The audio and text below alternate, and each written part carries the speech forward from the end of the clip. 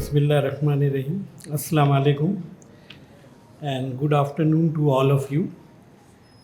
Today's distinguished chief guest, Janab Sayyid Sadatullah Hussaini Sahab, the President of Jamaat-e-Islami Hind. Today's guest of honor, Janab Salimullah Khan, the President ISRD, Dr. Hafizur Rahman, the convener of Khusro Foundation, Janab M. Asif Iqbal Sahab, the Secretary IRSD,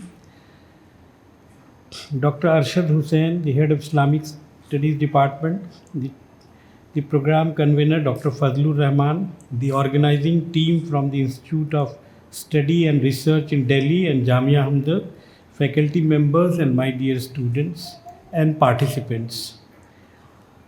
Delhi emerged as an epicenter of a remarkable cultural fusion between Indian and Islamic traditions during the medieval period, creating a synthesis that profoundly shaped the subcontinent cultural landscape.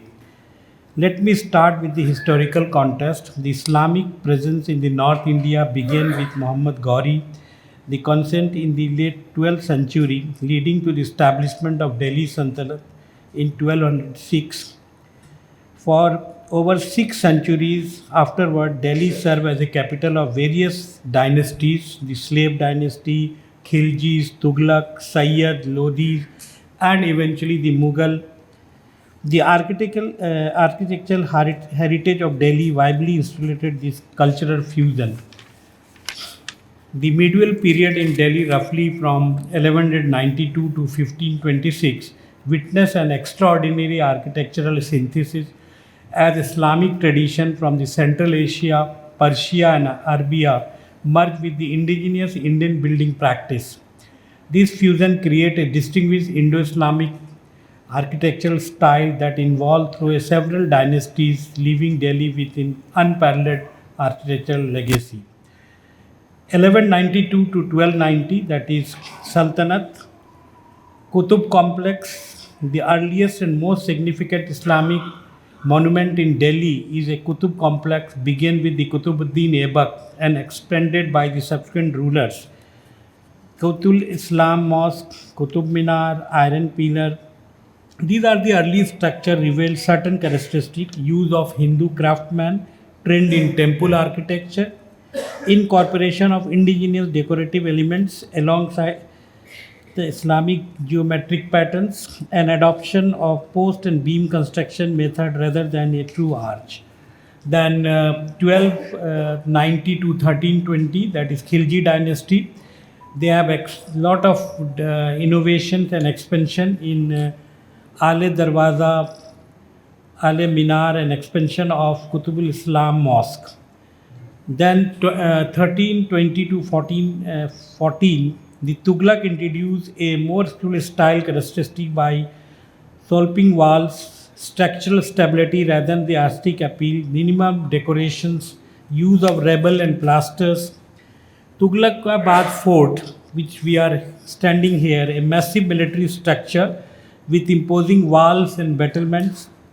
Tomb of Ghiyasuddin Tughlaq, a compact fortress tomb combining element of the Muslim and military architects. Firoz Shah Kotla, notable for the expensive water management system and transplanted Ashokan pillar. Then 1414 to 1526, there is a Sayyid and Lodhi dynasty. This period saw the proliferation of smaller monuments and particularly the octagonal tomb in a garden setting, tomb of Muhammad Shah Sayyid, notable for the octagonal plan which would become influential in later Mughal architects.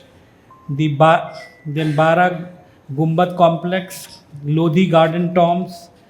So these are the innovation. They include the double dome to maintain proliferation, more sophisticated sequence and preventive of dome traditions, and there are other indigenous elements fully integrated with the Islamic structure.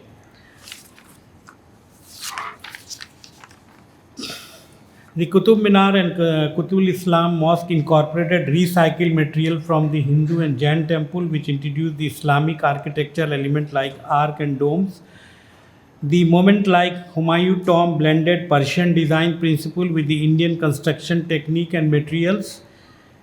The multiple cities within Delhi is Tughlaqabad, Firozabad, Shahjahanabad reflected evolving the Indo-Islamic urban concept. Delhi became a linguistic melting pot where Urdu emerged as a new language.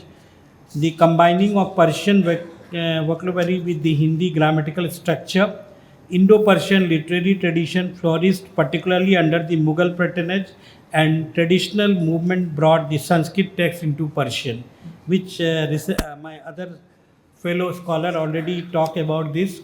The city witnessed significant religious development like Sufis and Hazrat Nizamuddin Alia established Khanka that attract followers of across the religious boundaries. Bhakti movements gain momentum incorporating some Sufi concept of centric practice and emerge especially in music and devotional traditions. Delhi workshop produced the minimalist painting style that combined the Persian technique with the Indian theme and musical tradition like Hindustani classical music, which incorporate both Persian and Indian element, and the textile and craft reflecting the multicultural influence. The Indo-Islamic synthesis was not simply culture appropriation, but a dynamic and two-way exchange that created something genuinely new. Delhi served as a laboratory where the synthesis was refined before spreading throughout the subcontinent, leaving the enduring legacy that continue to define the South Asian culture today. So I just present my academic talk about the Indo-Islamic architecture in medieval India, and today the other scholars also speak about their experience. So I thank to uh, the Institute of Study and Research Delhi for organizing such a wonderful conference today, especially on Sunday. I never imagined in Sunday in Jamia Hamdard people will come like this. So thank you very much, the chairman, sir, and all the dignitaries here. Thank you. Khuda Hafiz.